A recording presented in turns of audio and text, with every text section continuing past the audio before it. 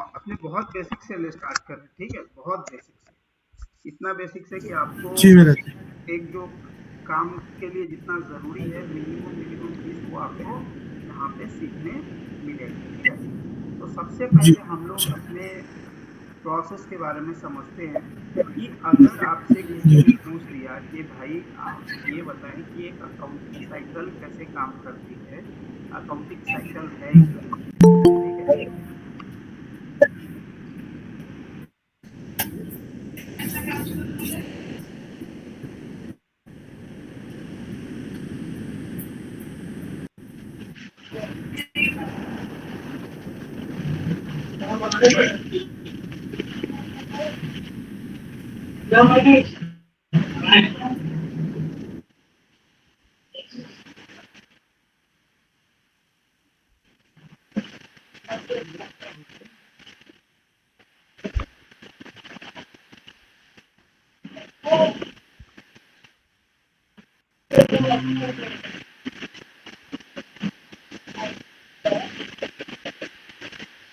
हाँ, तो सब आज जो है हम लोग एकदम बेसिक से स्टार्ट करने वाले हैं कि हमारे को सबसे पहले एकदम स्टार्ट करना पड़ेगा कि एक अकाउंटिंग साइकिल कैसे काम करती है।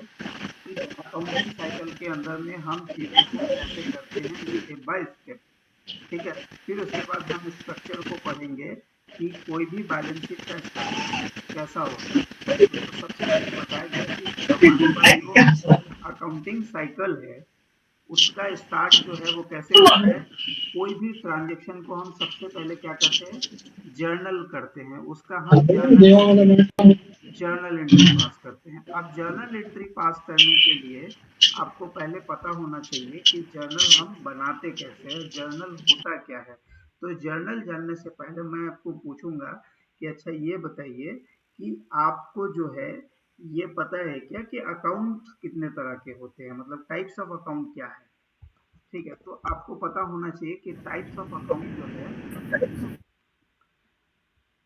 टाइप्स ऑफ अकाउंट आप हम यहाँ से रेफर करवाते हैं आपको समझने के लिए, बेटर अंडरस्टैंडिंग के लिए कि अकाउंटिंग क्या है, टाइप्स ऑफ अकाउंट्स क्या है, हर अकाउंट्स के लिए बेसिक रूल क्या है।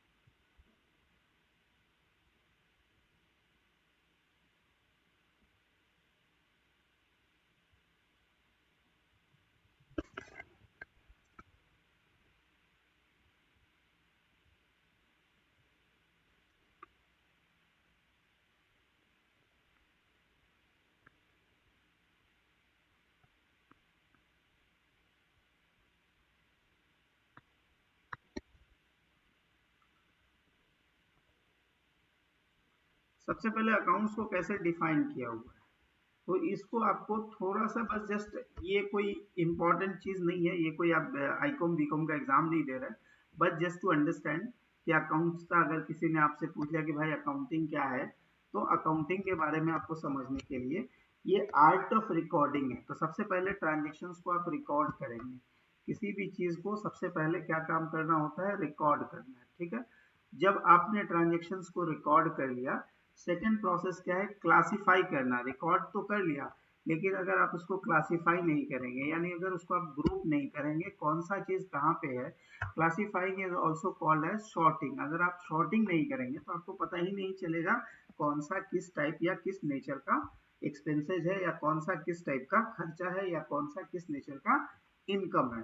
फिर उसके बाद उसको समराइज करेंगे, क्योंकि जब आपने शॉर्टिंग कर ली, जब आपने क्लासिफिकेशन कंप्लीट कर लिया, then you need to do the summarizing. Summarizing किस लिए करना है, in a significant manner in term of money. अब आप transactions and events which are part of at least of the financial character and interpreting the result thereof. अब यहाँ पर चार पांच चीजें निकल के आएंगी। पहले तो आपको पता होना चाहिए कि ट्रांजेक्शन्स वो जिसमें मनी इन्वॉल्व हो। सेकेंड, आपको समझना होगा कि ट्रांजेक्शन्स क्या है और इवेंट क्या है। तो इवेंट कुछ भी हो सकता है, जैसे आपको एक ऑर्डर मिला, ठीक है, आपने परचेज ऑर्डर इशू किया, तो परचेज ऑर्डर इशू जब आप करते हैं तो वहां पे अकाउंटिंग कुछ भी नहीं होती, ठीक है। वहां पे अकाउंटिंग कुछ भी नहीं होती।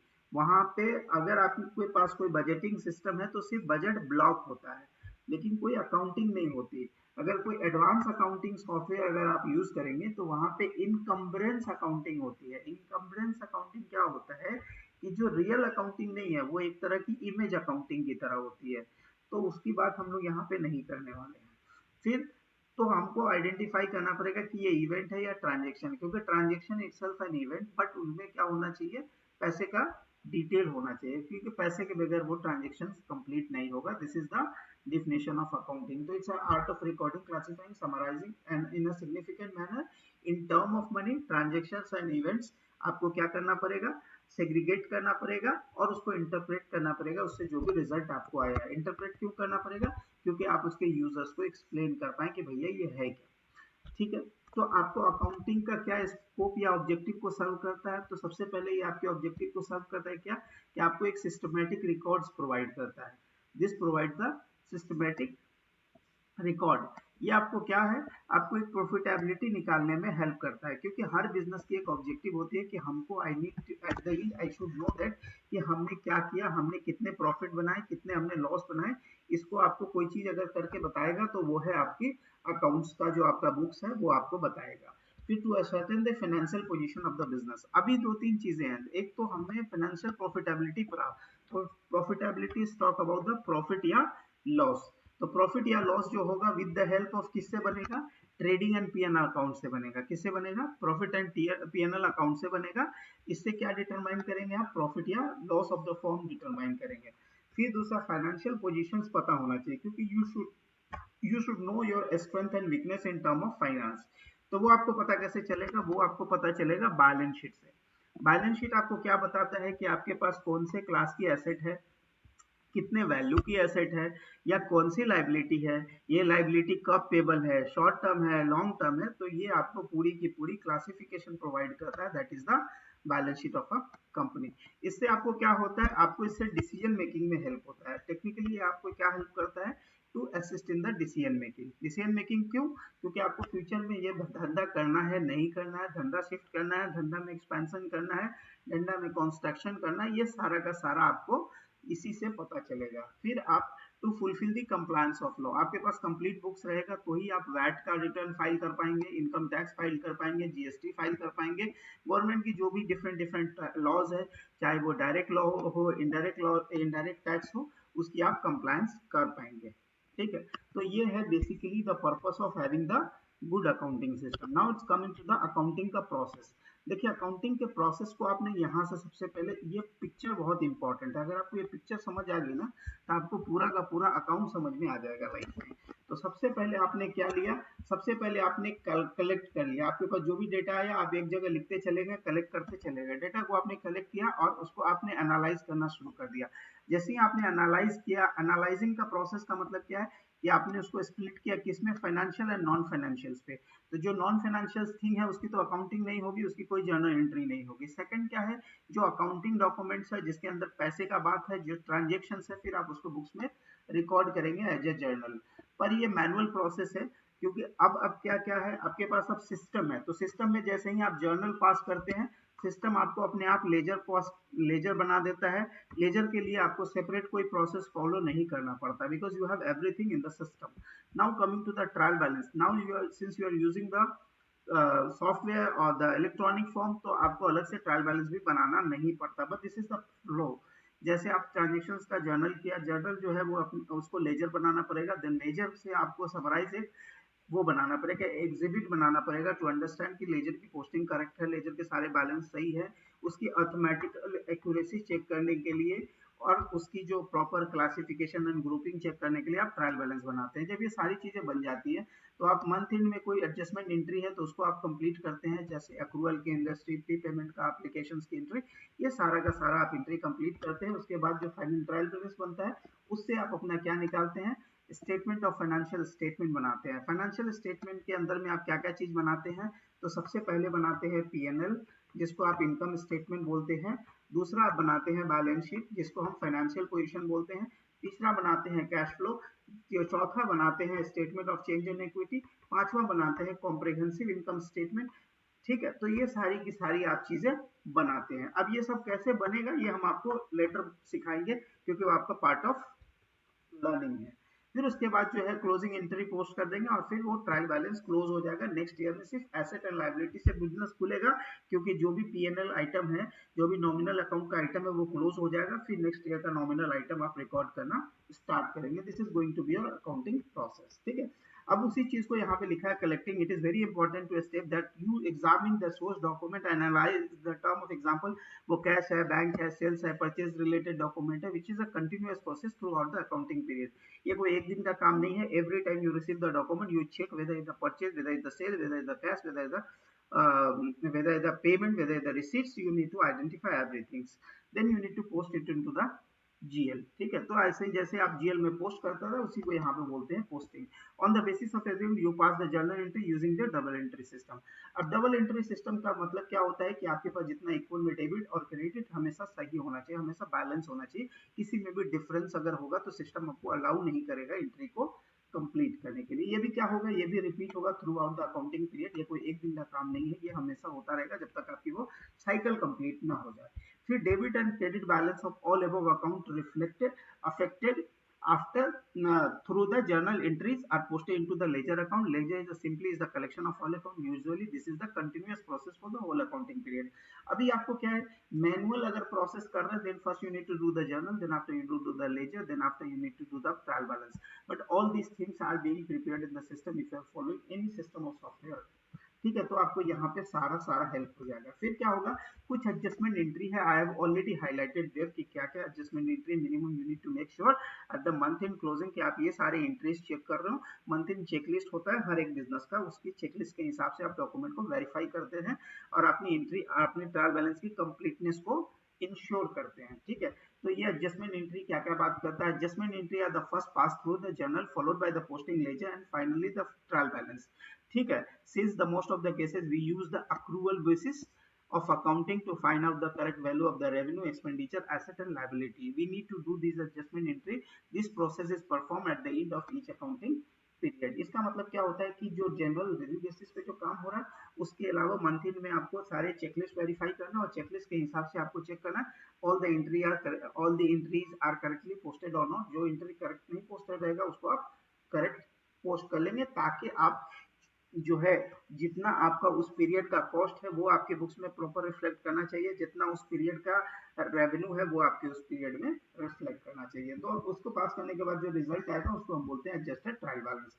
उसके बाद जब ट्रायल बैलेंस अवेलेबल है तो आप फाइनेंशियल स्टेटमेंट बनाएंगे। यहाँ पर ये लिखा हुआ है कि इनकम एक्सपेंडिचर अकाउंट बनेगा, या फिर आपका ट्रेडिंग पीएनएल बनेगा, कैश फ्लो बनेगा, बैलेंस शीट बनेगा, स्टेटमेंट ऑफ अफेयर्स जिसको बोलते हैं with the help of trial balance. ठीक है, फिर उसके बाद statement of change in equity, ये नई चीजें है। कॉम्प्रिहेंसिव इनकम स्टेटमेंट, ये भी नई चीज है। फिर उसके बाद पोस्ट जब वो एंट्री आ गई, सारी एंट्री हमने क्लोज कर दी। नेक्स्ट ईयर में हम हमारे पास सिर्फ एसेट एंड लायबिलिटी और कैपिटल अकाउंट रह जाएगा। देखिए, post closing the trial balance the balance of asset liability and capital account रहेगा, जो कि हम नेक्स्ट फाइनेंशियल ईयर में ट्रांसफर करके एज अ उसको किस तरह से as a new opening balance की तरह ट्रीट करेंगे। अब इस पूरे प्रोसेस को हम आपसे बोल रहे हैं कि आपके पास ये साइकिल आपने कंप्लीट कर ली। ठीक है, अब जब साइकिल आपकी कंप्लीट हो गई तो ये साइकिल्स को यहाँ पे लिखा हुआ है कि भैया जर्नलाइज करेंगे, फिर लेजर करेंगे, फिर एडजस्टमेंट, फिर जो भी है एंट्री कंप्लीट करने के बाद हमारे पास post prepare the post closing trial balance, जिसके अंदर में सिर्फ हमारे पास क्या रहेगा, हमारे पास क्या रहेगा, एसेट बचेगा, लाइबिलिटी बचेगा, ओनर्स इक्विटी बचेगा, जिसको हम लोग कैपिटल बोलते हैं। अब सवाल बनता है कि देखिए, कोई भी बिजनेस का जो बैलेंस शीट अगर आप चेक कीजिएगा ना, तो बैलेंस शीट में यही होता है, क्या होता है, asset and liability is equal to sorry asset is equal to liability plus owner's equity. ठीक है, तो लाइबिलिटी और ओनर्स इक्विटी को जब आप ऐड करेंगे तो आपकी एसेट की वैल्यू बन जाएगी, और उसको रिवर्स अगर चेक करेंगे तो ओनर्स इक्विटी का मतलब एसेट माइनस लाइबिलिटी। अब इसको रियल लाइफ से हम लोग रिलेट करने का कोशिश करते हैं।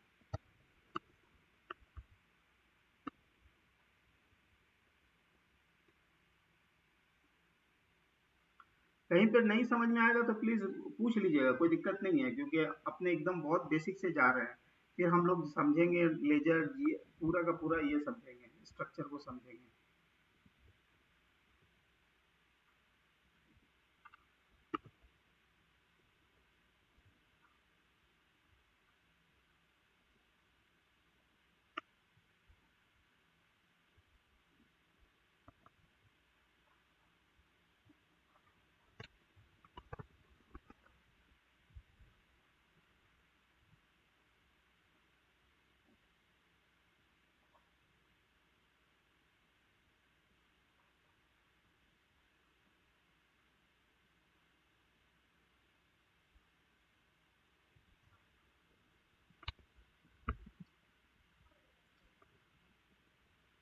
मान लीजिए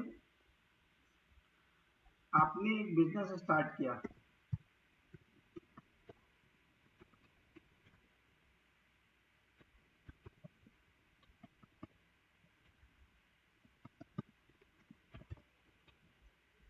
ठीक है, पूरा साल हो गया, पूरा साल खत्म हो गया।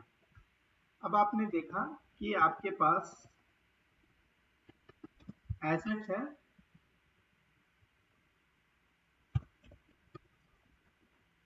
आपके पास लायबिलिटी है,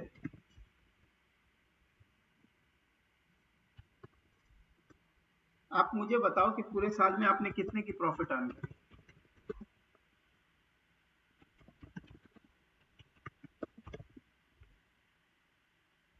प्लीज पार्टिसिपेट।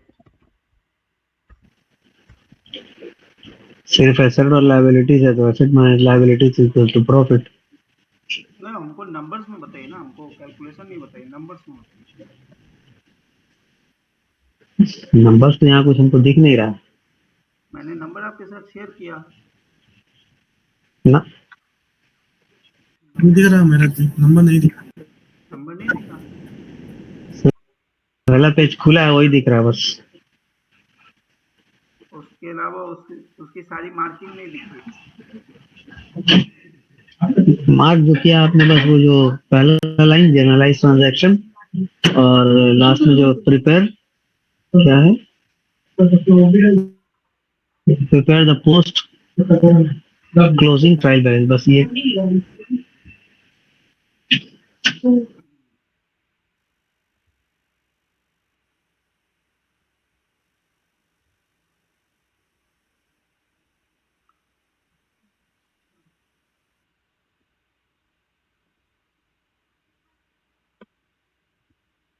ये मैंने एक्सेल लिया। अब बताएं, आपने बिजनेस स्टार्ट किया, सवाल को समझे। बिजनेस जब आपने स्टार्ट किया था 10,000 से, 10K से स्टार्ट किया, ठीक है। आपके ईयर एंड में आपके पास क्लोजिंग स्टॉक, जब आपने साल खत्म किया तो आपके पास एसेट बच गया हाथ में 25K का, आपके पास अभी लाइबिलिटी है कितने का, 8K का। आप मुझे बताएं कि प्रॉफिट कितना बिजनेस ने अर्न किया ड्यूरिंग द ईयर। 35 माइनस 8, कितना? 27,000। 27। 35 माइनस 8, 27,000। बिजनेस में इतना आपने अर्न किया, प्रॉफिट कितना बोला आपने? 27,000। Anyone else? क्योंकि इसमें और कोई खर्चा उर्चा दिख नहीं रहा। यही तो आपका चेक हो रहा है ना, तो फिर से बोल दिया होगा। आप नंबर पे बता सकते हैं, नजीब भाई बताओ। 27 28 होता मेरा इसमें। हाँ 28 28 होता। अल्तमत तुम कितना 35 माइनस निकालोगे 8, दिमाग लगा के बताओ।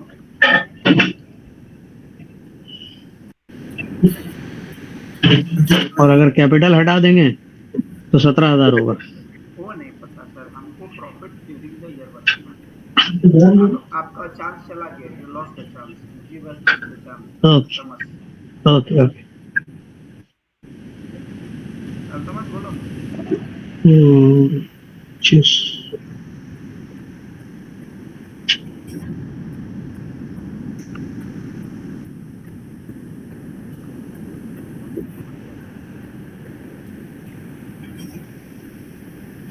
ओपनिंग बैलेंस,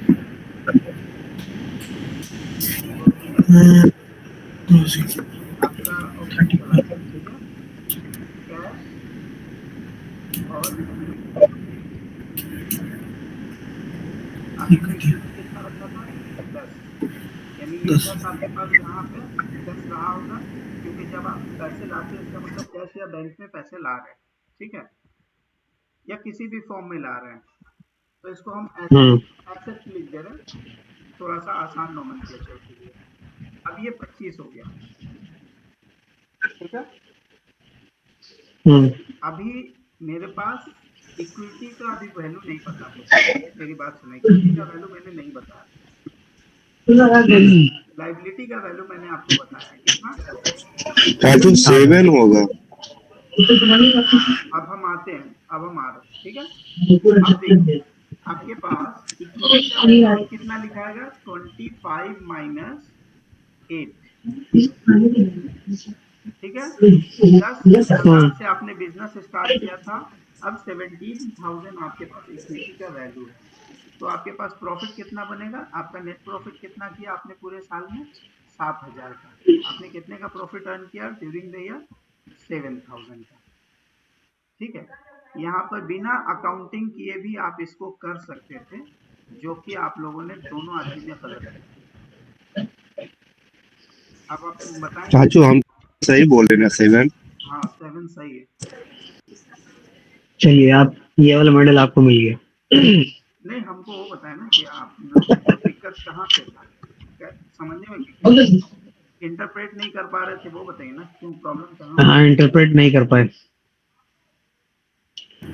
फिर से एक बार। है। देखिए कम आपने अगेन। आपने बिजनेस स्टार्ट किया 10,000 से, ठीक है। ठीक है। 10,000 का आपका ये बिजनेस में इक्विटी आ गया, ठीक है। हम्म। आपके पास क्लोजिंग ईयर में आपको बोला कि 25 के पास आपके पास क्लोजिंग एसेट बन गया, ठीक है। आपके पास 8,000 का 8K का आपके पास लाइबिलिटी आ गया। तो अभी मैं चीख चीख के हम्म आपको चिल्ला रहा था, जहां पे बता रहा था कि आपका asset is equal to liability plus owner's equity,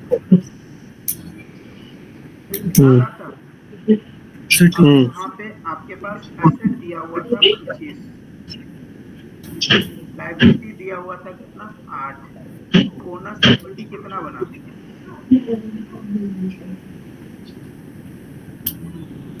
25 में से 8 गया तो कितना बना, 17। 17 बना, हाँ। बना ना। अब सुने, हाँ, 10,000 से आपने बिजनेस स्टार्ट किया और वो 17,000 आज आपका वो क्लोजिंग वैल्यू पे है, इसका मतलब साल के बीच में आपने प्रॉफिट कितना अर्न किया, 7। 7। अब यही जो मैं, ये जो डिस्कशन का जो था, ये जो हमारा डिस्कशन था ना, ये asset is equal to liability plus owner's equity, ये उसका इंटरप्रिटेशन था। अब आपको इस इक्वेशन को समझने में कोई दिक्कत है तो बताइए।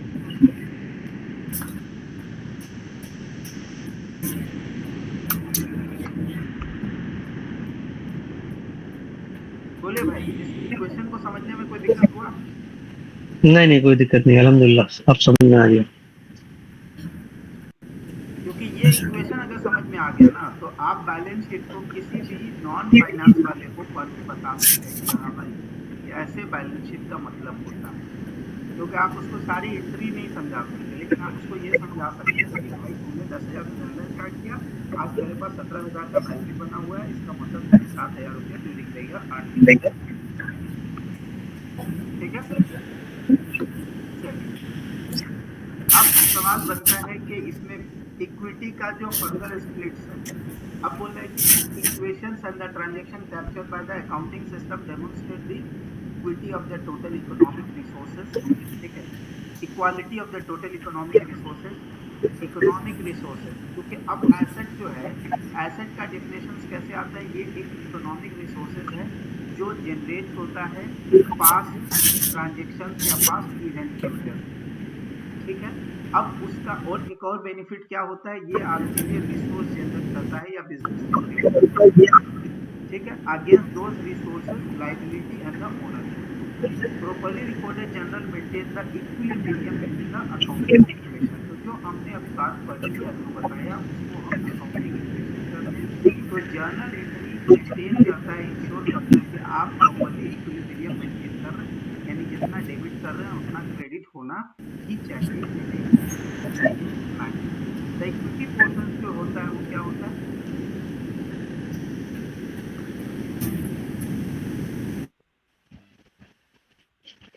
इक्विटी क्वेश्चंस कैपिटल होता है। एक एक नीचे हो गया। हाँ, अब हम यहाँ पे आ रहे थे,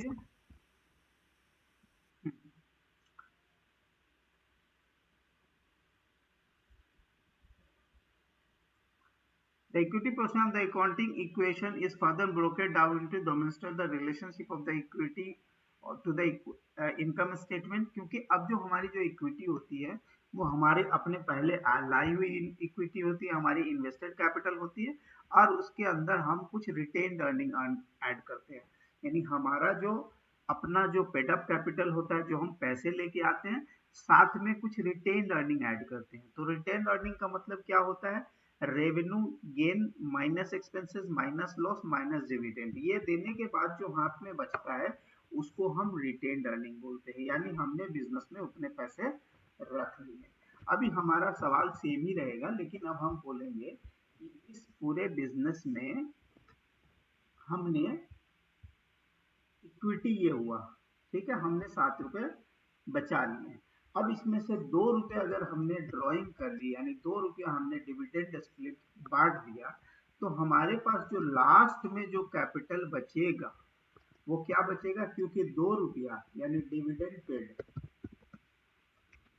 पेड अगर 2 रुपए का, इसका मतलब है जो हमारे पास आज इक्विटी है, जो आज मेरे पास एसेट है, एसेट भी 2 रुपया से माइनस हो जाएगा।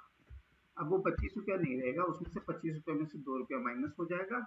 सेम लाइबिलिटी हमारा एज इट इज है, क्योंकि लाइबिलिटी हम जो इसकी बनाए थे डिविडेंड की, वो हमने पे कर दिया। अब जो हमारे पास जो इक्विटी का बैलेंस बचेगा वो अब हमारे पास क्या बचेगा? 23 माइनस 8 बच जाएगा। यानी अब जो हमारे पास रिवाइज्ड वो बचेगा वो 23/8 15 बचेगा। तो जो हमारा फाइनेंशियल पोजीशन बताएगा आफ्टर पेइंग 2 रुपए का डिविडेंड या 2000 का डिविडेंड, हम यहाँ पे 1000 में बात कर रहे हैं, तो 2 मतलब 1000 का डिविडेंड पे ऑफ करने के बाद। तो जो ओनर्स की इक्विटी होती है उसमें दो पोर्शन होता है, 2 कंपोनेंट होता है। पहला वो जो उसने पेड अप कैपिटल रखा है, दूसरा वो जो रिटेन अर्निंग उसने जनरेट किया या बनाया है। रिटेन अर्निंग बनने का तरीका क्या है कि revenue minus expenditure minus dividend जो बचेगा वो हमारे लिए रिटेन अर्निंग बन जाएगा। ठीक है, तो ये है हमारा बेसिक चीज। अब हम आते हैं फिर नेक्स्ट पोर्शन पे आते हैं। ठीक है, यहाँ पे कुछ ट्रांजेक्शन्स दिए हुए हैं जिसका हमको समझना है कि उसका ये एंट्री, हम इसमें से सिर्फ 3 या 4 एंट्री करेंगे आपके लिए, बाकी एंट्री का यहाँ पे सॉल्यूशन है, वो आपको हेल्प करेगा समझने में। तो एंट्री क्या है? बोल रहा है कि transactions effect on the financial statement. Financial statement में क्या इम्पैक्ट पड़ेगा उसके बारे में हम बात करते हैं। For each of the following indicate the financial statement and ensure the accounting equation balances, यानी अकाउंटिंग इक्वेशंस का भी बैलेंस यहाँ पे मेंटेन हो जाना चाहिए।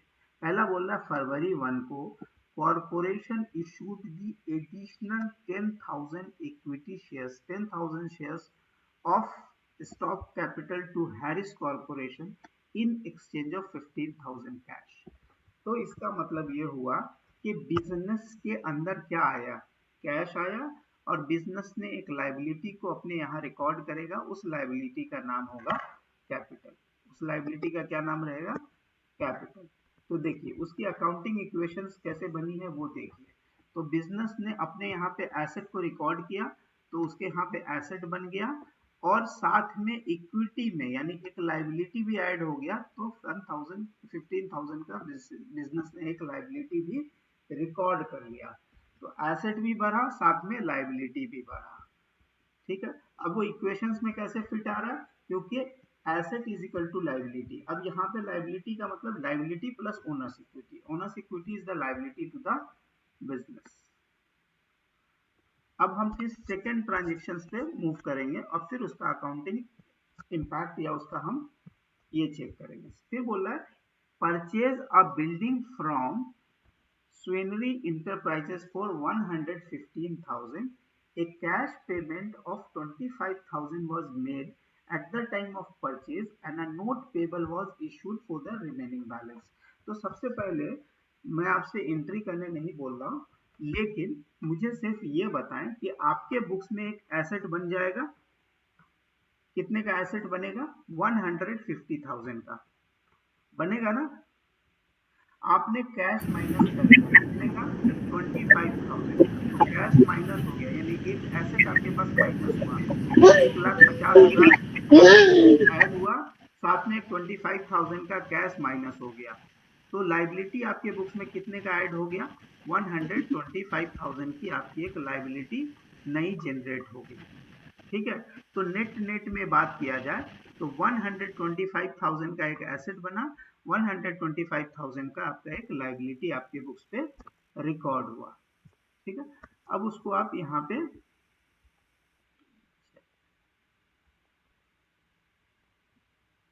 ठीक एंट्री, हाँ, तो नेट नेट में क्या बात हुआ कि 125,000 का एक एसेट बना और 125,000 का एक लाइबिलिटी आपके बुक्स पे रिकॉर्ड हो गया। इसमें कोई डाउट है तो मुझे बताइए, क्योंकि अभी हम सिर्फ आपके साथ एक अकाउंटिंग इक्वेशन डिस्कस कर रहे हैं और कुछ भी डिस्कस नहीं कर रहे हैं। हम आपसे जर्नल नहीं पूछ रहे हैं, कुछ भी पूछ नहीं रहे हैं, क्योंकि हम आपको पहले सिखाएंगे फिर पूछेंगे।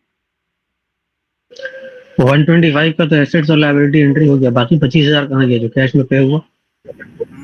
इसीलिए बोले थोड़ा ध्यान से सुनिए, हाथ में नोट पैड लेके बैठिए, जब तक लिखिएगा नहीं समझ में आएगा।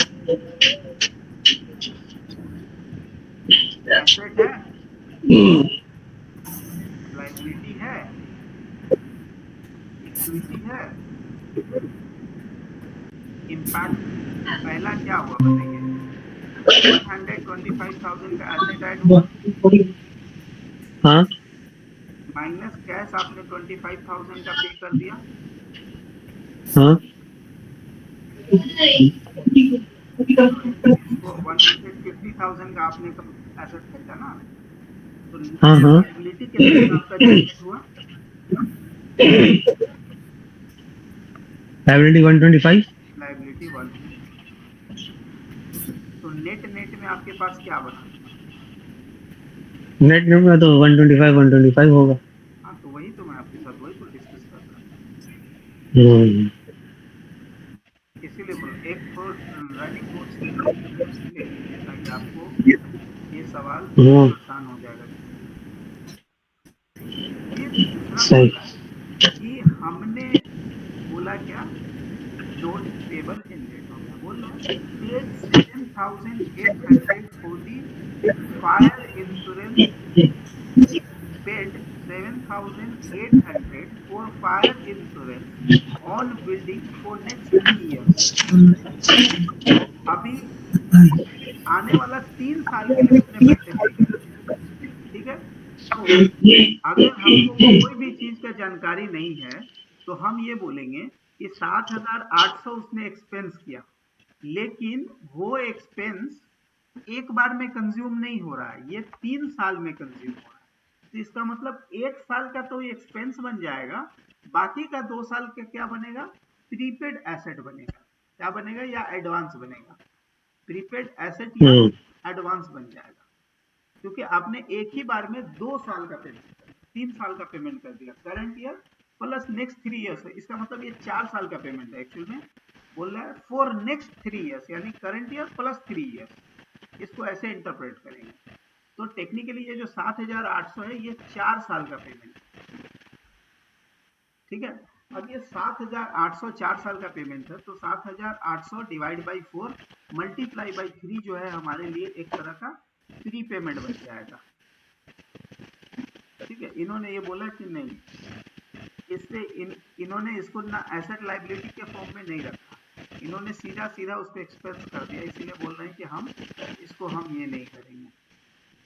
हम क्या करेंगे, हम उसको एसेट लाइबिलिटी में नहीं लिखेंगे, लेकिन हम आपको बोल रहे हैं कि इसको थोड़ा सा कंजर्वेटिव अप्रोच लगाएंगे, क्योंकि अगला 3 साल का पेमेंट किया है, तो 7,800 डिवाइड बाई 4 मल्टीप्लाई बाई 3, यानी 3 साल का प्री पेमेंट और 1 साल का अपना एक्सपेंस की तरह बुक करंट।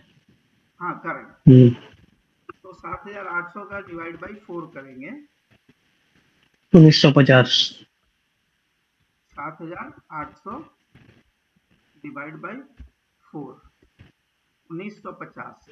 अच्छा, नो इफेक्ट क्यों उसने बोला है, ये इसको भी हम थोड़ा सा समझते हैं। एक्सपेंस आपने किया तो मल्टीप्लाई बाई 4, सॉरी 3, पहला तो 5850 एक 4 हो गया तो 1950। ठीक है, अब 1950 में 3 साल का प्री पेमेंट है, 550। 5850, ठीक है। तो इतने का एक एसेट बना, और जब हमने 7,800 कैश दिया, इसमें से हमारा 1950 एक्सपेंस करंट ईयर में कंज्यूम हो गया। तो हमारा जो एसेट माइनस हुआ 5850 का हो गया एसेट माइनस, और 5850 पे एक नया एसेट ऐड हो गया, और ये 1950 डायरेक्टली पीएनएल में चला गया। इसमें हम एसेट लायबिलिटी के साथ रिलेशन नहीं बना पाए, फिर हमको इक्विटी के साथ रिलेशन बनाना पड़ेगा, क्योंकि 1950 जो है वो एक्सपेंस है, और एक्सपेंस से रिटेन्ड अर्निंग इम्पैक्ट होता है, ठीक है। इसीलिए 5850 का कैश माइनस हुआ, 5850 का हमारे लिए क्या प्लस हो गया, प्रीपेमेंट यानी एडवांस। इसीलिए बोल रहा है कि नो इम्पैक्ट, इसीलिए यहाँ पे लिख रहा है नो इम्पैक्ट, ठीक है।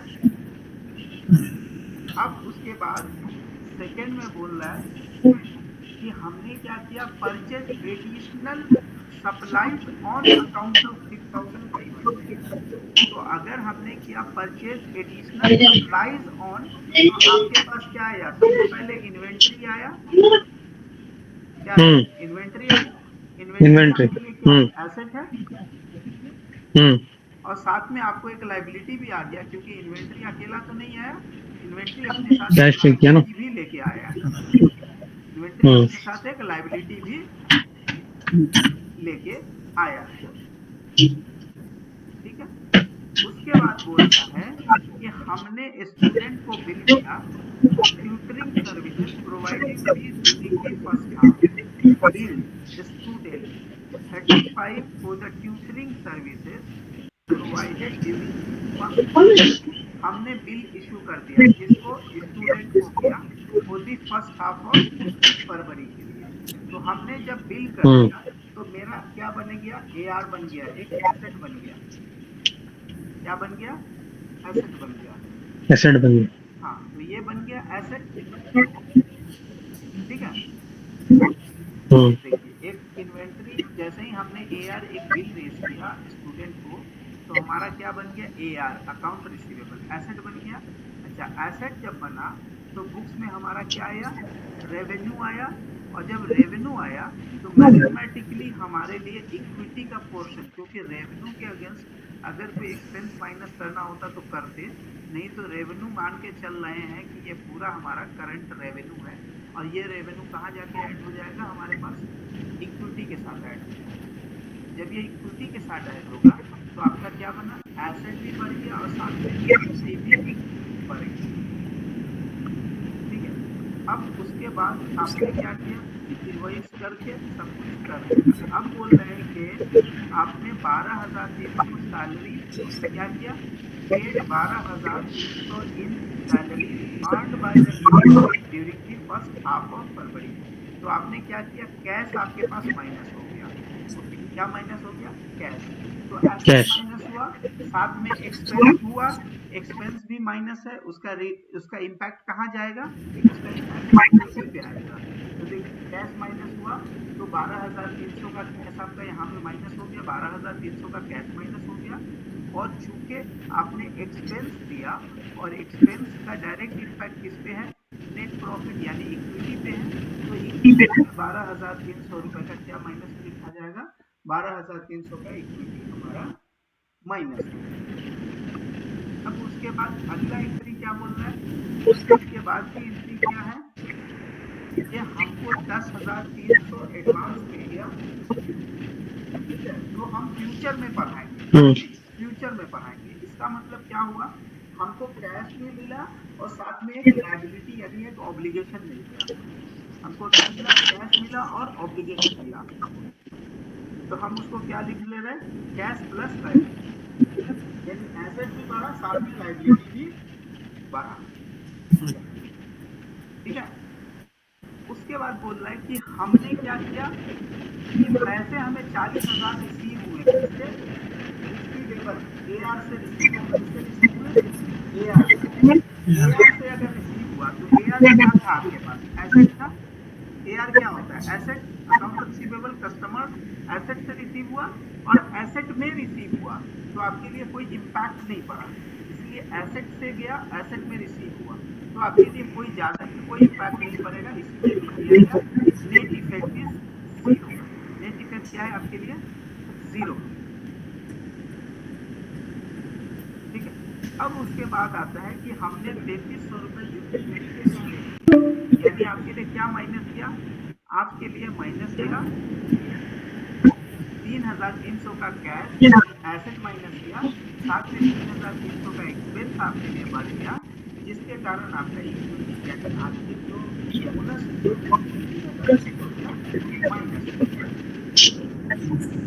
अब सवाल फिर है कि आपने एपी को पैसे दिए, आपका कैश भी माइनस हो गया और लायबिलिटी भी माइनस हो गया। आपने क्या किया? कैश भी माइनस किया और साथ में आपकी इक्विटी भी माइनस हो गई। अब सवाल बनता है कि आपने 2000 का डिविडेंड पे किया, तो 2000 का अगर डिविडेंड पे किया इसका मतलब डिविडेंड एक्सपेंसेस है, तो आपके लिए 2000 का क्या माइनस हो जाएगा? इक्विटी माइनस होगा और साथ में 2000 का कैश माइनस होगा।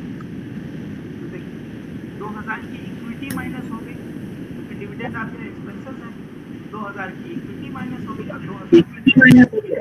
तो इस तरह से आपका एसेट लायबिलिटी और इक्विटी का इक्वेशन हमेशा चलता है।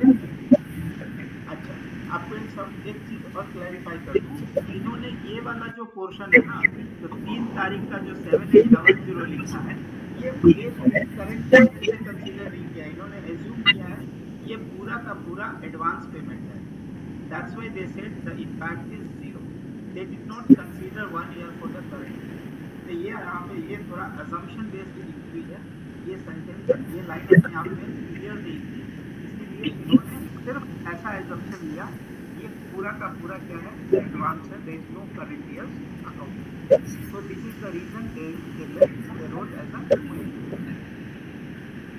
तो ये एक स्टेटमेंट है, ये आपका ट्रांजैक्शन इक्विटी।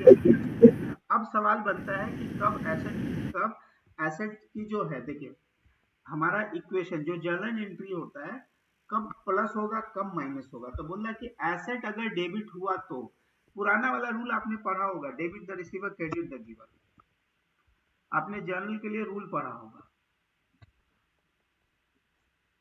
जर्नल के लिए आपने रूल पढ़ा होगा, गोल्डन रूल के नाम से पढ़ा है ना? Debit the receiver, credit the giver. हाँ, Debit what comes in, credit what goes out. हाँ, तब आपने ये पढ़ा होगा, personal account, parental account, nominal account, ये वाला पढ़ा होगा। Debit all expenses and losses. हाँ, Credit all incomes and gains. Personal में भी फर्दर, पर्सनल में पर्सनल होता है, आर्टिफिशियल होता है, रिप्रेजेंटेटिव होता है, 3 लेवल्स की अकाउंट होती है पर्सनल में, ये आपने पढ़ा होगा। फिर आप रियल में टैंजेबल इंटैंजेबल पढ़ा, नॉमिनल वो जो इसका एक्सपेंस हो खत्म हो जाएगा, फिर single entry and double entry पढ़ा, तो डबल एंट्री लुकास टेस्युअली जो इसके फादर है इसको कहा जाता है, लुकास टेस्युअली is the father of double entry system. उन्होंने क्या लिखा था? यह है टेबल, इस टेबल को हम लोग गोल्डन रूल बोलते हैं और accounting most of the interview में ही सवाल होता है, इसलिए क्या है? पर्सनल अकाउंट के लिए debit the receiver, credit the giver, debit is equal to credit, इसी बात है because it is a double entry, what comes in debit what goes out credit, expenses and losses debit, incomes and revenues are credit. तो ये है हमारा debit and credit का एक, ये हमारे पास गोल्डन रूल है। बट अभी क्या है, हम थोड़ा सा और अच्छे से आसानी से समझ के पढ़ते हैं। तो एसेट में अगर डेबिट किया इसका मतलब प्लस, एसेट में अगर क्रेडिट किया इसका मतलब माइनस, लायबिलिटी में अगर डेबिट किया इसका मतलब माइनस, लायबिलिटी में क्रेडिट किया इसका मतलब लायबिलिटी बढ़ेगा, इक्विटी में अगर डेबिट किया माइनस, इक्विटी में अगर क्रेडिट किया तो मतलब प्लस। अब इसी का पार्ट है, इक्विटी का ही पार्ट क्या है? कॉमन स्टॉक या रिटेन्ड अर्निंग है। रिटेन्ड अर्निंग में अगर कुछ भी डेबिट हुआ इसका मतलब रिटेन्ड अर्निंग घट गया, और कुछ भी क्रेडिट हुआ इसका मतलब रिटेन्ड अर्निंग बढ़ गया। ठीक है, तो ये रिटेन्ड अर्निंग के लिए भी सेम वही साइंस लगेगा जो आपको इक्विटी के लिए लग रहा है।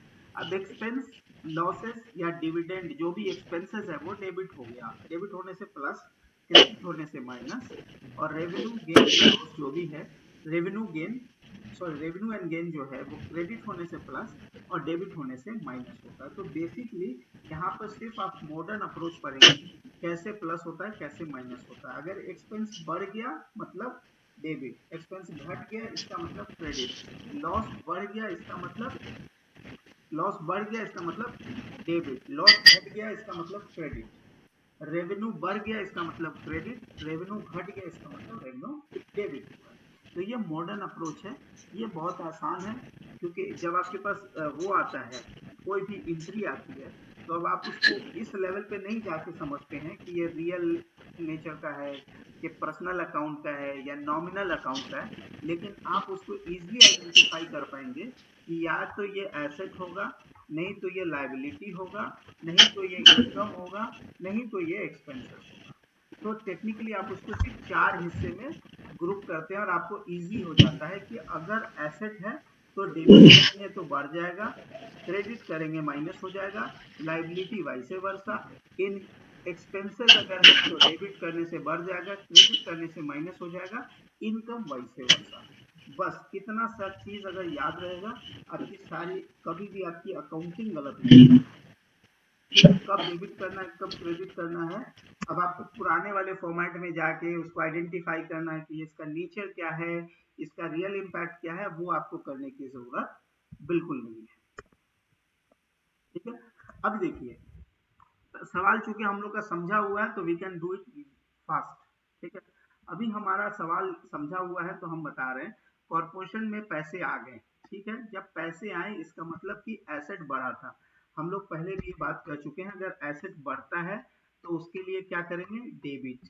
साथ में कॉर्पोरेशन के अंदर में इक्विटी का लिस्टिंग हो गया, equity capital share capital issue करना पड़ गया, इसका मतलब लाइबिलिटी बुक्स के अंदर रिकॉर्ड हो गई। तो अगर लाइबिलिटी बढ़ेगी इसका मतलब क्रेडिट। तो अब आपकी एंट्री हो गई debit cash credit common stock.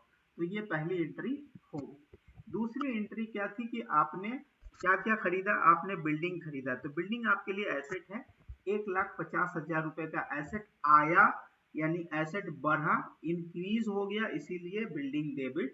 Cash आपने पे किया, कैश आपका घट गया तो कैश घटने के कारण उसका कैश क्रेडिट हो जाएगा। और साथ में आपने एक लाइबिलिटी बढ़ा लिया, तो लाइबिलिटी बढ़ाने के लिए आपको क्या करना चाहिए, क्रेडिट करना चाहिए। तो आपने लाइबिलिटी बढ़ाते वक्त लाइबिलिटी को क्रेडिट कर लिया 125,000 का, जो कि बैलेंसिंग फिगर है 1,50,000। अब मैंने बोला था कि पूरा का पूरा 7,800 को उसने क्या किया, कंसीडर किया है करंट प्री पेमेंट। ठीक है, हमने इसको एज्यूम किया था इनिशियली कि 4 साल का शायद ये पेमेंट कंसीडर होगा, लेकिन नहीं, वो अगले 3 साल का प्री पेमेंट है। तो डायरेक्टली प्रीपेड एक्सपेंसेस डेबिट, यानी एसेट बढ़ा है इसलिए डेबिट, और हमारा कैश एसेट घटा इसीलिए क्रेडिट। अब दूसरा सवाल आया था कि हमने क्या किया था कि हमने यहाँ पे लाइबिलिटी, हमने कुछ सप्लाईज खरीद के लाए थे। सप्लाईज इसका मतलब हम इन्वेंट्री कुछ खरीद के लाए थे। तो इन्वेंट्री प्राइमरली हमारे पास एसेट होता है, फिर वो एसेट जो होता है पीएनएल अकाउंट में ट्रांसफर होता है। तो हमारा क्या हुआ, एसेट बढ़ा था, जब हम कोई चीज खरीद के लाए तो बढ़ गया मतलब उसको डेबिट, और उसके अगेंस्ट जो लाइबिलिटी आई, लाइबिलिटी भी बढ़ी है तो लाइबिलिटी को हम क्रेडिट कर देंगे क्योंकि लाइबिलिटी को बढ़ाने के लिए उसको क्रेडिट करना है। फिर उसके बाद अगला जो हमारे पास जो वो आया था, इसमें क्या हुआ था कि हमने बिल किया था। तो जब बिल किया था तो हमारे पास दो काम हुआ था, एक तो हमारा जो रिसीवेबल बढ़ गया जिसको अकाउंट रिसीवेबल बोलेंगे या स्टूडेंट से रिसीवेबल रहेगा, तो एसेट बढ़ने के कारण उसको हम डेबिट कर दिया। और साथ में रेवेन्यू चूंकि एक्सपेंस का वाइसे वर्सा होता है तो क्रेडिट होने से बढ़ता है इसीलिए सेल्स को क्रेडिट कर दिया। अब जो वेजेस था हमारा एक्सपेंस था, तो एक्सपेंस और एसेट जब भी बढ़ेगा तो डेबिट, एक्सपेंस और एसेट जब भी बढ़ेगा डेबिट, लाइबिलिटी और इनकम जब भी बढ़ेगा क्रेडिट। अब चूंकि कैश हमारे हाथ से गया था इसीलिए क्रेडिट हो गया। फिर उसी तरह हमने क्या किया, हमारे पास एक पैसा एडवांस आ गया था जो अनअर्न्ड रेवेन्यू है, जिसको अभी मैंने सर्विस रेंडर नहीं किया, तो मेरे लिए वो लाइबिलिटी है अनटिल जब तक हम उस सर्विस को रेंडर नहीं कर ले, तब तक के लिए वो मेरे पास लाइबिलिटी है। तो सेम, कैश आ गया, एसेट बढ़ा डेबिट, लाइबिलिटी मेरे पास एक नया रिकॉर्ड हुआ यानी लाइबिलिटी बढ़ा, उसके लिए क्रेडिट।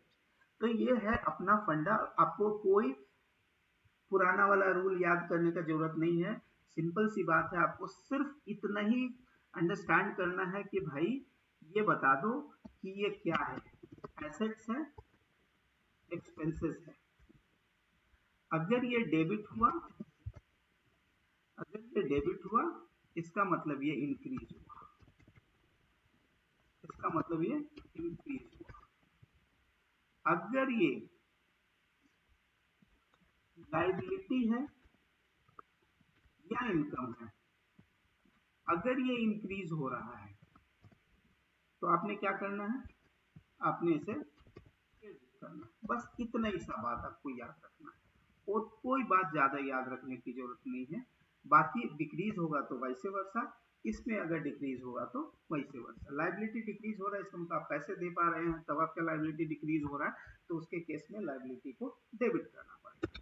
बस इतना ही सा सिर्फ आपको ग्रुपिंग समझना है। आपको कोई वो जाके कॉम्प्लेक्स अकाउंटिंग प्रिंसिपल याद करने की जरूरत नहीं है, वो वाली वो कौन सा नेचर का अकाउंट है, इसमें कौन सी गोल्डन रूल अप्लाई होगी, ये बिल्कुल करने की आपको जरूरत नहीं है। फिर उसी तरह लाइबिलिटी एक्सपेंस है, बढ़ गया तो डेबिट, क्योंकि हमने एक्सपेंस पे कर दिया, खर्चा किया, इसलिए डेबिट हो गया। और कैश हमारे हाथ से निकल गया, कैश हमारे पास क्या था, एसेट, एसेट माइनस होने से क्रेडिट होता है। अब हमने क्या किया था, लाइबिलिटी को पेमेंट किया था, यानी हमारे पास जो अकाउंट पेबल था उसे मैंने पैसे दिए थे। तो लाइबिलिटी को जब हम पे कर देते हैं, इसका मतलब क्या हो गया कि हमारी लाइबिलिटी डिक्रीज हो गई। जब डिक्रीज होगी तो डेबिट, कैश डिक्रीज होगा तो क्रेडिट। अब डिविडेंड क्या है, एक एक्सपेंस है, एक्सपेंस जब बढ़ता है तो हम उसे डेबिट करते हैं, और कैश हमारा चूंकि एसेट है, एसेट डिक्रीज हो रहा था, हम क्रेडिट करते हैं। तो ये सारी की सारी एंट्री यहाँ पे हो गई।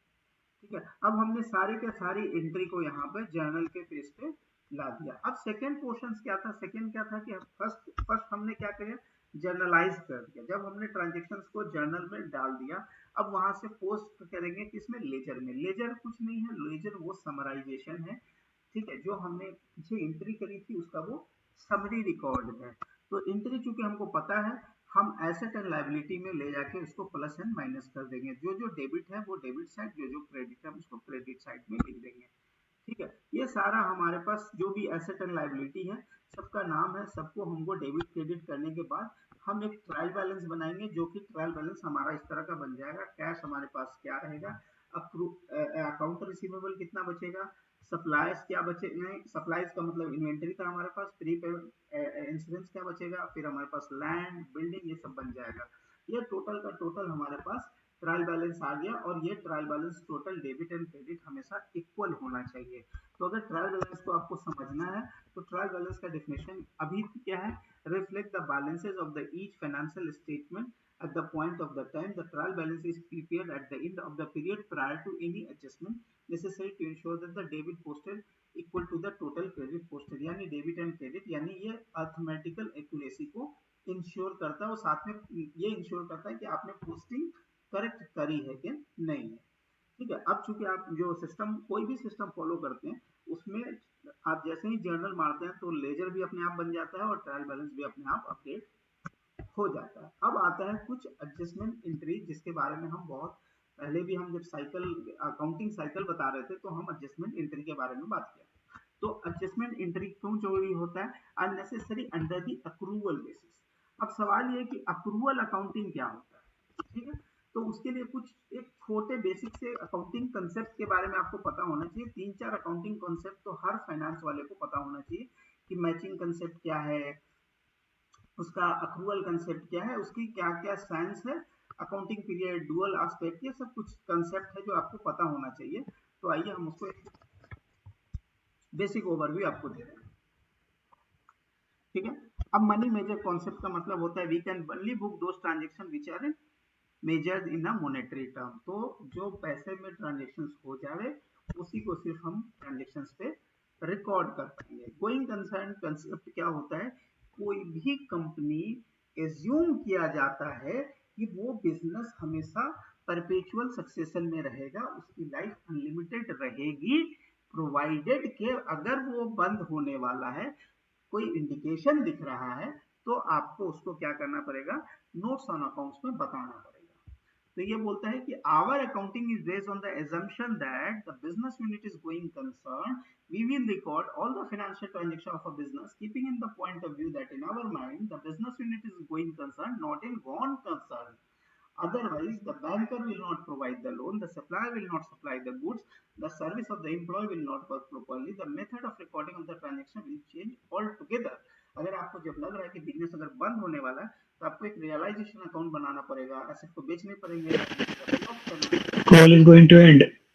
हाँ, तो आपके पास जब भी कोई अकाउंटिंग करते हैं तो आपके माइंड में गोइंग कंसर्न, तो जब कोई ऑडिट रिपोर्ट भी अगर जब आप उठा के देखेंगे तो वहां पे लिखा जाता है कि इसका गोइंग कंसर्न जो है, अभी जितने एविडेंस हमने देखे हैं या जितने भी डॉक्यूमेंट हमने वेरीफाई किया तो इससे इसके गोइंग कंसर्न के ऊपर कोई क्वेश्चन नहीं है, ये उसको नोटिफाई करना पड़ता है ऑडिटर को। ठीक है, फिर कॉस्ट कॉन्सेप्ट, तो देखिए बोल रहा है it is important the concept then on the going concern we book the value of asset at the on the cost basis. ठीक है, अब हम एसेट को जब जिस पैसे में खरीद के लाते हैं,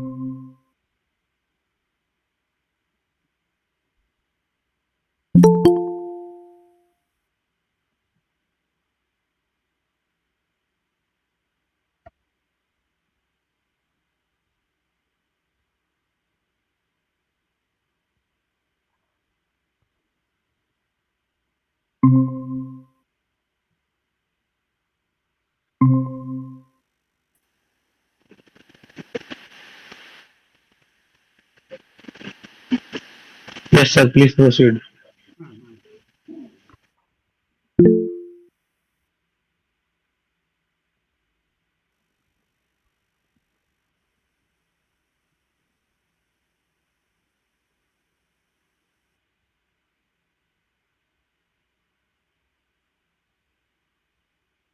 हाँ, तो हम कहाँ पे थे? तो हम गोइंग कंसर्न के बारे में बात कर रहे थे। तो हम एज्यूम करते हैं बिजनेस में गोइंग कंसर्न हमारा चलता रहेगा, ठीक है। कॉस्ट कंसेप्ट ये बोलता है कि हम जो भी एक्सपेंस रिकॉर्ड करेंगे, इनिशियली हम उसको सिर्फ कॉस्ट पे रिकॉर्ड करेंगे। बाद में अगर कोई बिजनेस में रिवैल्यूएशन हुआ या बिजनेस में उसका कुछ वैल्यूएशन अप एंड डाउन हुआ, उसका हम अलग से अकाउंटिंग कंप्लीट करेंगे। Not at the realisable value, not at the market value on the asset based on the assumption that the business unit is going on. No doubt we reduce the value by providing the depreciation, but we ignore the market value of the assets. अब जब हम fair value of accounting के बारे में बात करेंगे तो हम लेटर स्टेज में पढ़ेंगे, पर ये हमारा कॉस्ट कॉन्सेप्ट ये बोलता है कि इनिशियली जब भी कोई आपके पास ट्रांजेक्शन आएगा, यू नीड टू राइट जो है उनको आप अपने बुक्स में कॉस्ट के बेसिस पे रिकॉर्ड कर। फिर डुअल एस्पेक्ट का मतलब क्या होता है कि सबसे पहले बोलता है कि हर एंट्री आपको कोई भी डबल एंट्री सिस्टम में बिना डेबिट बिना क्रेडिट के नहीं होगा। आपको हर एंट्री का डेबिट एंड क्रेडिट आपको लिखना चाहिए, ठीक है। तो ये है आपका बात। दूसरा है आपका कि अकाउंटिंग पीरियड। अकाउंटिंग पीरियड ये बोलता है कि the life of the business is a indefinite as per the going concern, but to determine the profit and loss and to ascertain the financial position and financial loss of the balance sheets are prepared at the regular interval of the time, usually at the end of each accounting year. The 1 year cycle is known as the accounting period. तो जो एक साल का cycle होता है उसको हम generally accounting cycle बोलते हैं। The purpose of hiring is to take the corrective measures that keeping the view of the past performance and nullifying the effect of the seasonal changes to pay the taxes.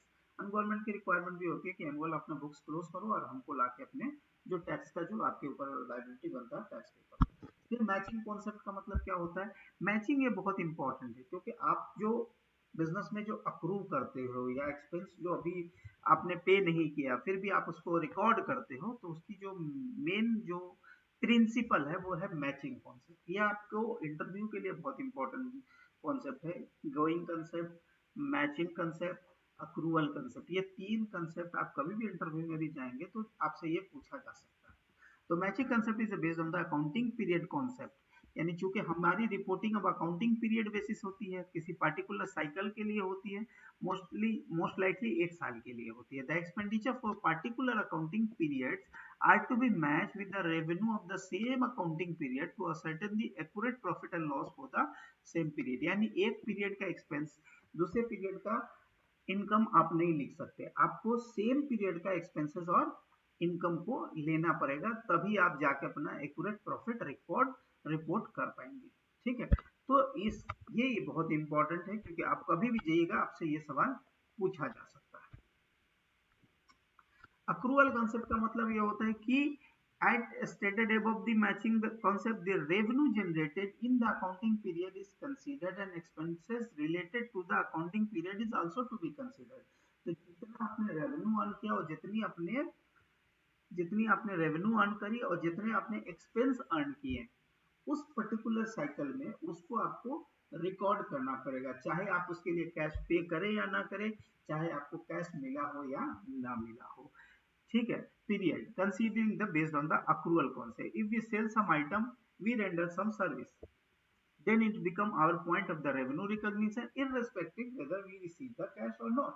The same concept is applicable in case of the expenses. All the expenses paid in cash or payable are considered and the advance payment of the expenses if any is deducted.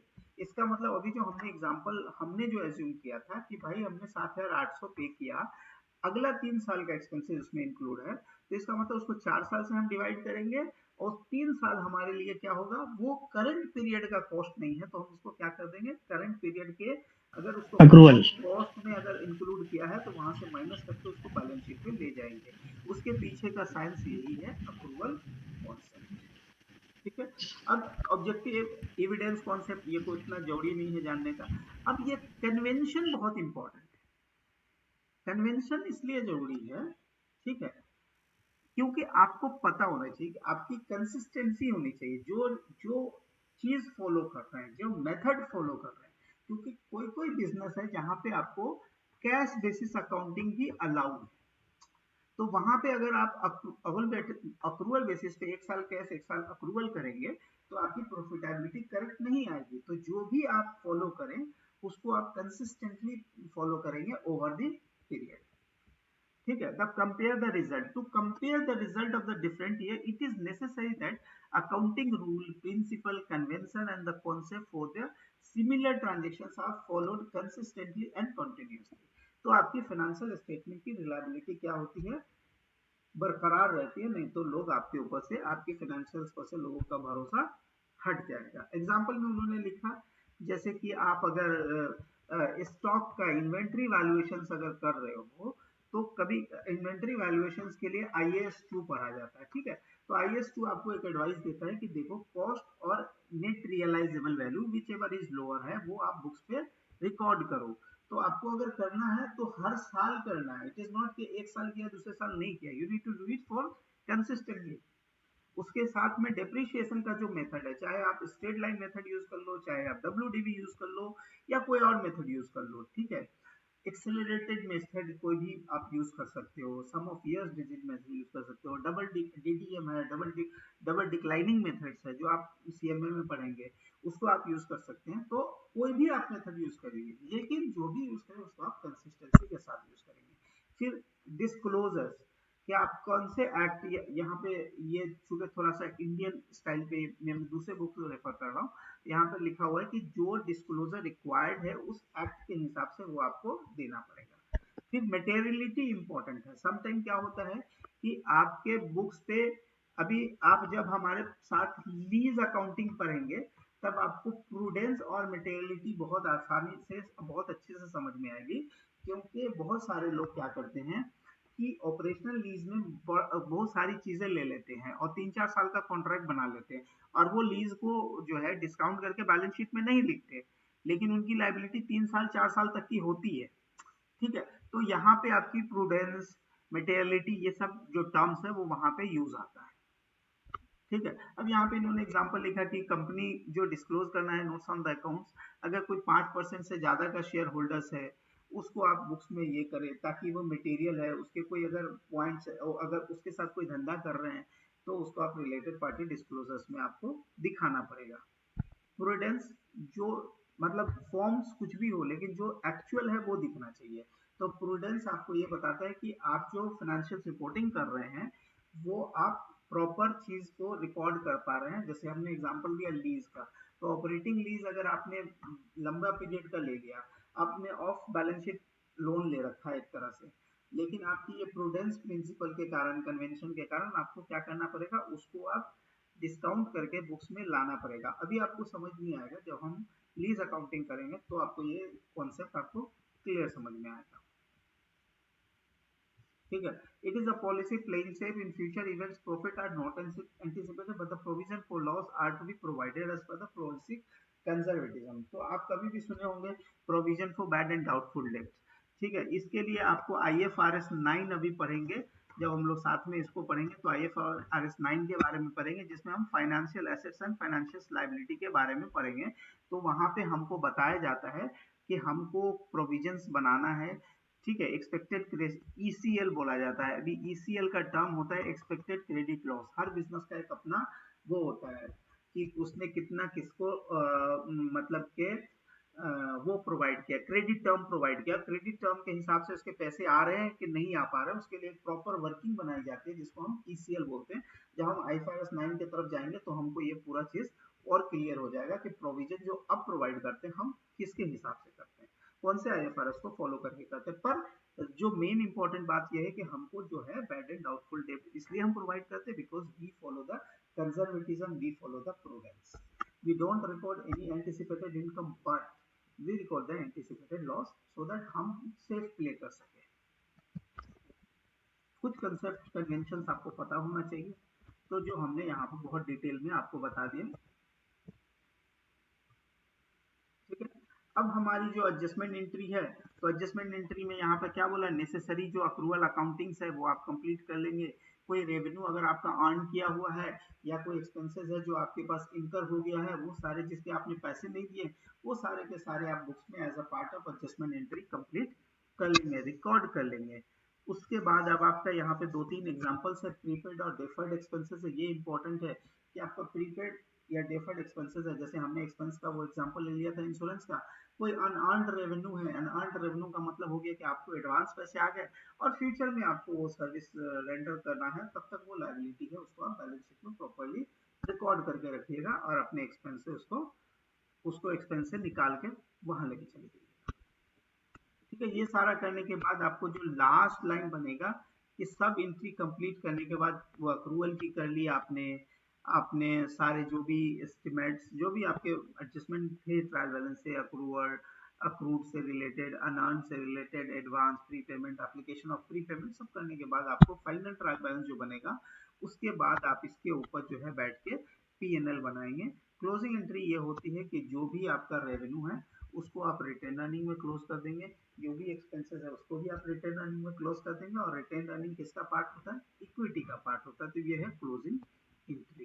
Closing entry करने के बाद आपके पास क्या बचेगा, next year के लिए यानी subsequent period के लिए आपके पास ओपनिंग ट्रायल बैलेंस रेडी रहेगा।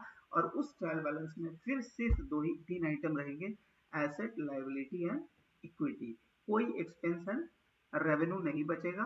फिर नए साल में एक्सपेंस और रेवेन्यू आएगा, फिर उसके हिसाब से आप अकाउंटिंग करेंगे, फिर उससे जो प्रॉफिट या लॉस निकलेगा फिर उसको आप रिटेन अर्निंग में ट्रांसफर करेंगे, फिर उस साल का एक्सपेंस और लॉस अकाउंट, एक्सपेंस और इनकम अकाउंट क्लोज हो जाएगा।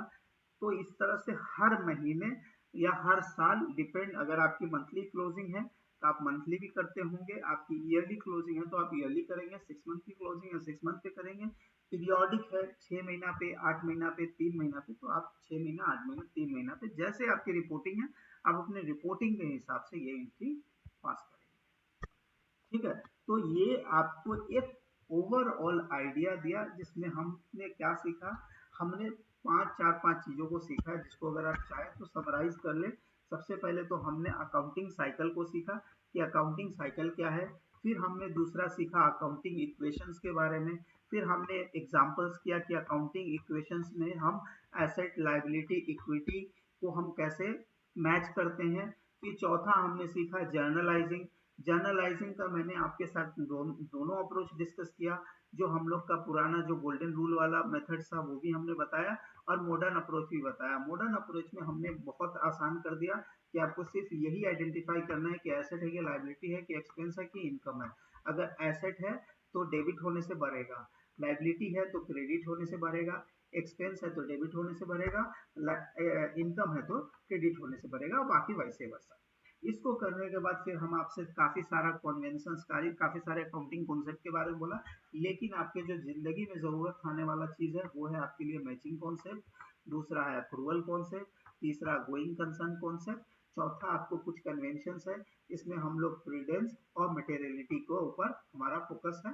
तो ये जब हम प्रूडेंस का एग्जांपल्स भी हमने दे दिया कि भाई हमारा जो एक्सपेक्टेड लॉस है उसको हम बुक कर लेते हैं, लेकिन एक्सपेक्टेड रेवेन्यू को हम बुक नहीं करते। ठीक है, ताकि हम सेफ प्ले कर सकें। ठीक है, उसके बाद हमारा कॉस्ट अप्रोच भी था कि हम हर ट्रांजेक्शन को इनिशियली कॉस्ट पे रिकॉर्ड करते हैं। उसके बाद हमने बोला कि जब आपके पास अभी आपका मॉडर्न सिस्टम है, आप सारे लोग अकाउंटिंग सॉफ्टवेयर यूज करते हैं, अकाउंटिंग सॉफ्टवेयर में आपने क्या कर लिया, आपने जर्नल एंट्री डाल दिया, सिस्टम अपने आप लेजर पोस्ट कर देगा, सिस्टम अपने आप ट्रायल बैलेंस बना देगा। अब ट्रायल बैलेंस आ गया आपके पास, अब आप ट्रायल बैलेंस को रिव्यू करो।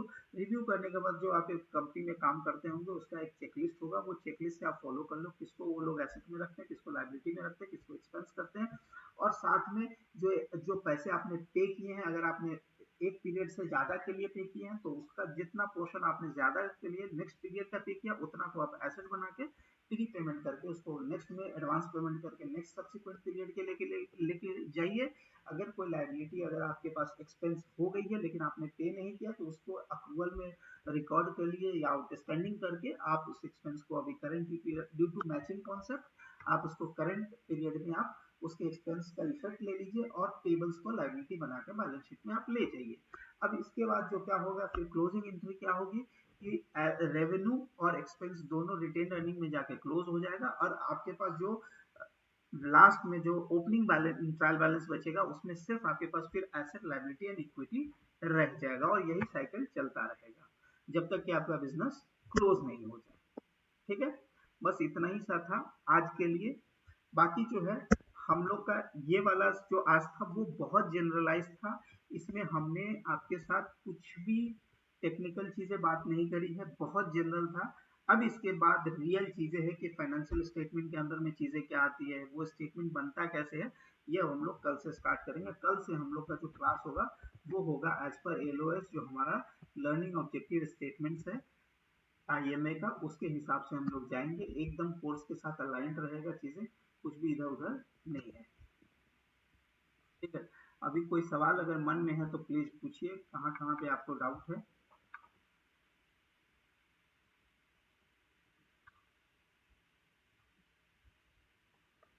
हाँ जी नजीब भाई। जी मैंने कहाँ कहाँ पे डाउट हुआ, हेलो ऐसा कुछ लगा, कुछ पुराना पढ़ा हुआ याद हुआ, रिकॉल हुआ, ऐसा कुछ लगा कि हाँ यार ये सब चीजें तो पढ़ी है। रिकॉल हम्म हाँ रिकॉल हुआ ये थोड़ा रिकॉल हुआ पूरा। वो शुरू में थोड़ा कंफ्यूज हो गया था एसेस लायबिलिटीज में, जरा समझ में आया वो। जी हाँ इतना इतना इतना पढ़ाई का गैप हो जाता है ना कि वो चीजें मतलब थोड़ी सी वो लगने लगती है। अभी आप उसको मस्त हाँ भूल गए जैसा होता है वो। तो ये सॉरी कटोरी आपकी आवाज में बेसिक था, एकदम बेसिक। अब देखिए कि जिसको कुछ भी नहीं आता वो सिर्फ खाली अकाउंट सुना है ना, ये उस जी लेवल पर है। क्योंकि कॉन्सेप्ट आपको पता होना चाहिए, क्योंकि कोई भी इंटरव्यू आप दें, जी हाँ कोई भी बिजनेस में अगर बैठे ना तो आपसे मैचिंग जी कॉन्सेप्ट सब पूछेगा, जी गोइंग कंसर्न आपसे सब पूछेगा, जी हाँ अक्रूवल्स के बारे में आपसे सब पूछेगा, अनअर्न्ड रेवेन्यू आपसे सब पूछेगा। ठीक है, मैचिंग कॉन्सेप्ट हो गया, जी हाँ मेटेरियलिटी आपसे सब पूछेगा। आपसे कन्वेंशंस में जब आएगा तो आपसे क्या कंसिस्टेंसी के बारे में पूछेगा, what do you understand by consistency in the business या इन रिकॉर्डिंग द ट्रांजैक्शन, फिर आपसे फ्रीक्वेंसी पूछेगा, फिर आपसे ट्रांसओवर फॉर्म के बारे में पूछेगा, फिर आपसे वो इम्पोर्टेंट है या उसके पीछे की साइंस इम्पोर्टेंट है। ये सारे वो सवाल हैं जो कोई भी इंटरव्यू का आप सवाल उठाएंगे ना, तो ये सारे सवाल हम आपको आप मैं दिखाऊंगा। कोई भी फाइनेंस का अगर 10 सवाल कोई भी इंटरव्यू में अगर आप जाएंगे, ठीक है, तो फाइनेंस के 10 सवाल में से इसमें से कम से कम जी एक सवाल मिलेगा ही मिलेगा। तो देन आपका मतलब स्टार्टिंग हो सकता है।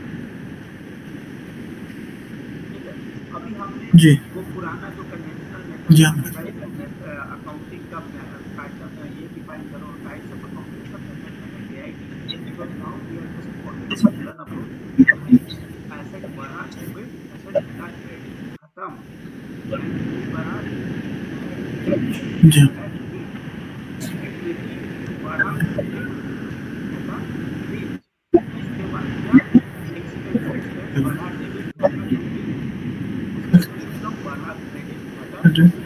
दैट्स ऑल, बहुत सिंपल है। अब इसमें सिर्फ एक ही चीज आइडेंटिफाई करना है, कोई भी ट्रांजेक्शन के सामने आपको सिर्फ इतना आइडेंटिफाई करना है बस कि है कि बस, फिर आपको अकाउंटिंग एकदम अच्छी बातें कर देगा और करेक्ट करेगा, आपको गलत होने का कोई चांस नहीं। जी अच्छा, बिलाल भाई कोई सवाल है मन में? जी हम तो एक बार और इसको पढ़ेंगे पहले, उसके बाद फिर सवाल उठेगा। तो इसकी अभी आपने पढ़ाया है हम लोग को, जी जी वो अगर वो मिल जाता तो अच्छा रहता।